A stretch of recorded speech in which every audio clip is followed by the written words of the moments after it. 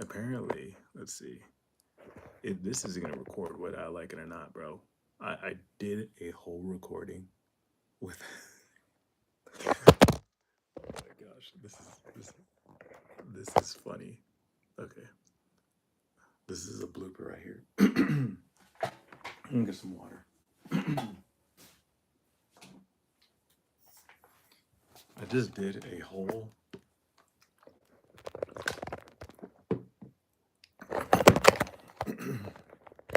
I'm just dropping my phone left and right. Okay, that first one went amazing, but it did not record. But you know what? Whatever. The trials and tribulations of YouTube, right? I'm just gonna kind of see if it balanced perfectly, and then now it's just like, oh, I'm not gonna do it now. Whatever, whatever. I'll edit this video so that it's, you know, doing its thing. Oh my god, I'm making all the noise. Nobody else is awake here, and I'm like making all the noise here. Okay, guys. If you can see my little concoction, I just need to, I don't know where my stand is to, here we go.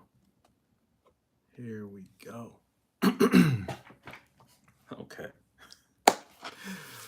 Here we are. Thank you for tuning in live. It's your boy Maj on this episode number 37 of Scaling My Cleaning Business to $1 million. Scaling my business to $1 million. It's a cleaning business. Surprise.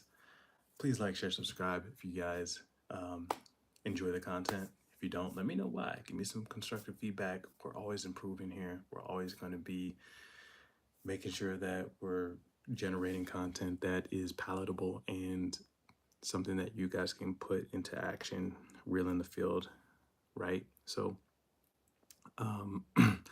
let me share with you what I've been going through on this episode number 37 and where I'm currently at. This has been the well, I've been subcontracting out work, been doing a arbitrage situation for this past year. Using the business model of arbitraging, yeah, I think that's how you say it, from a cleaning company now to a home service and commercial service cleaning company. We're not just going to be marketing one service, but we're going to be marketing multiple services. And I want to go over how to be profitable, one, and not do the same mistakes that I've been doing. I'll share with you the mistakes that I've been doing during this whole thing. Let's just jump into it, right? So number one, oh, please like, share, subscribe. Let me know where you're coming in live from. Please, please. Number one. Well, before I even go into that, let me give you a backstory. So we landed a contract at VCT stripping and waxing, and the numbers when we first got this contract were amazing, right? I looked at the numbers, I'm like, whoa, this is great. Let's do it. Yes. I told my buddy yes. He's like, all right, let me sign the paperwork. You know, he's awesome. My business partner, he's the one that got this contract. He's the one that got all of our contracts. And mind you, at the time when we got this, I was at the gym at another, like miles and miles, hundreds of miles away from home, at another cleaning project. And I realized that, you know, I probably just jumped the gun, but whatever, fuck it, let's just do it. Oh man, I should. When I say I woulda, shoulda, coulda, man, this is it. This is that time. So, camera vertical. Can you put your camera vertical? Do you want to? But why the camera vertical? I've been trying to do a landscape, but let me know why you want my camera vertical. I'll just put my camera vertical. Fuck it. Man, it took so long to to do this. Man. I've been trying to put my camera vertical or horizontal for the longest time because I feel like all my lives have been vertical. Maybe I should just record this content on a horizontal. Let me know why. I guess just it's better to do lives on a vertical way or something like that, but whatever. Let me digress here. Let me put this. I got the most ghetto setup right here. I just decided to wake up and do my lives this morning. Whatever, this is gonna have to work. Oh no, don't even apologize. I just wanna get y'all's feedback, that's all. But anyways, number one, number one reason here is I didn't even get in the story. So let me finish the story. I got sidetracked. Sorry about that, guys. So we end up getting this contract. My buddy signs it, and it's not until 2 months out. Now, today is 2 months out. This contract is a VCT stripping and waxing. Have I done VCT stripping and waxing? No. But I was eager to do it. In my mind, I was like, this might be tough, but fuck it. We're gonna do it. So we did it. We're doing it. And I thought I would be doing the work myself, bro. I made a promise. For those that have not been joining this journey, I made a promise to myself to not do any of the work. And I'm the type of person to just, if you want it done right, you got to do it yourself. Boy, oh boy, if you're wanting to make $1 million jump into $1 million company, you cannot just do everything yourself. I'm just gonna let you know that. Unless you have an AI company, which now it's getting to the point where you could just have an AI company and you can be a one-man show, make $1 million, boom, no problem. Right? I'm not at that point yet. I'm learning, but I'm not at that point yet in the cleaning space. If you're a technician, there are very few technicians that make $1 million being hands-on. If you know one, please drop it down below, and I would love to do it. Let me know. And OnlyFans, it does not count. It does not count. So, I want to share with you these 3 reasons why, or these 3 reasons as to how you can become successful arbitraging in the cleaning space and not spending all your time being hands-on, right? So let me start with number 1, do your research.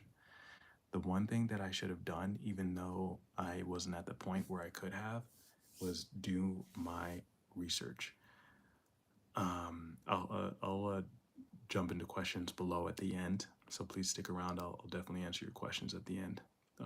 But do your research. I did not do my research. I mainly just said yes because of the figure. That was number 1, the biggest mistake that I made when jumping into this, and it's not something that's going to benefit us in the long run. It's just thinking money, money, money, money, like being like Mr. Krabs. No, don't do that, right? Number 2, I would say, is connect with workers, contractors, companies that are doing the work in a efficient and effective manner, and they're getting 5-star reviews. They're getting highly rated and highly recommended. So when you talk to people, ask them, be like, hey, let me know where you're coming in live from. Ask them and say, hey, I'm gonna record this. I'm gonna switch this to horizontal just so you know at the end, and I'm gonna talk about the same thing over again. We'll see. Well, no, I'll just do it. I'll do it later. We'll see. But anyways, I would reach out to other companies, suppliers in the industry, and ask them for referrals and vet those referrals. Make sure that they match the first thing that I talked about, and they are high value, high performing companies, right? And build rapport with them, get to know them, shoot the shit, whatever you got to do. But make sure, and this is something that I did, I reached out to tons. Make sure you reach out to them immediately. If you get that contract that's saying like, hey, this is what you'll get, start reaching out to contractors first thing. I should have done that. I did not do that. It took me a month and a half to start to reach out to contractors because I thought I wanted to do the work myself. That was something that was dumb. And that brings me to my next point is do not do the work yourself. If you want to do the work yourself and you just want a high paying job, go ahead, all by all means. But for me, I'm already making six figures. It does not make sense. And I'm not trying to brag here. I'm already making six figures, but it does not make sense for me to get another job and continue doing that.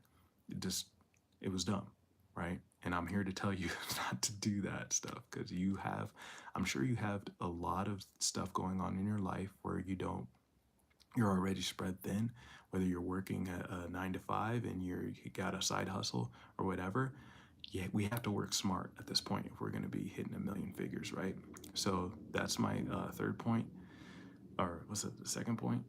I don't know. Next point, the next one I'm going to go in here is and make sure you stick around to the last one because this one's going to make sure that you're going to come out profitable. And then I have to go to the gym because I should have gone to the gym like an hour ago. But anyways, I just want to do this one for you guys. Leverage technology, leverage AI. Some people are scared of it. I would say if you're, what's the saying? People fear what they do not know or understand. And that's why we must dive into this. Is AI going to take over the world? Maybe. We're not at that point yet. If you have kids, then it's something that you have to worry about. I'm mindful of what I do and the access of information and data that I put in these AIs, but that's besides the point. I really wanted to drive this home that once you get the first two that I discussed, definitely put this into an AI and have it prompt you as to how you can prompt it on the whole situation that you're doing to make you become successful in this whole process, right?